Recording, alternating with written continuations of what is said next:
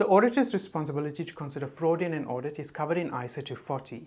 There are 4 key principles that we need to address in ISA240. In this clip, we will look at the first 2 key topics.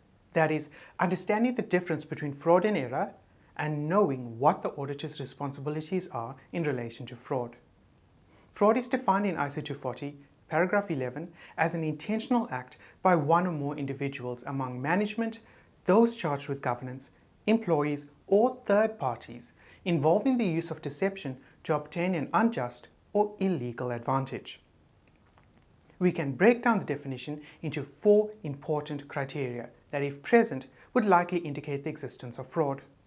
The 4 criteria to our definition would include an intentional act by a person working with or related to the entity who employed some sort of trickery or dishonesty and received some form of unfair and undeserved gain or advantage. So fraud is characterized by the fact that it is an intentional act. This means it is deliberate, planned, and/or premeditated. On the other hand, an error is a mistake. It is an unintentional act. In other words, it is a miscalculation or blunder. As humans, we all make mistakes. This does not automatically insinuate a fraudulent act. The next key topic of ISA240 is the auditor's responsibility in relation to fraud. It is very important here to not confuse management's responsibility relating to fraud and the auditor's responsibility relating to fraud. Many people automatically assume that the auditor is responsible for detecting fraud during an audit.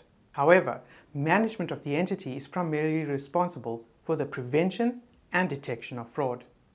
If you think back to the objective of an audit in terms of ISA 200, the auditor is responsible for expressing an opinion that the financial statements fairly present, which means that the financial statements are in compliance with financial reporting requirements and are free from misstatements due to either fraud or error.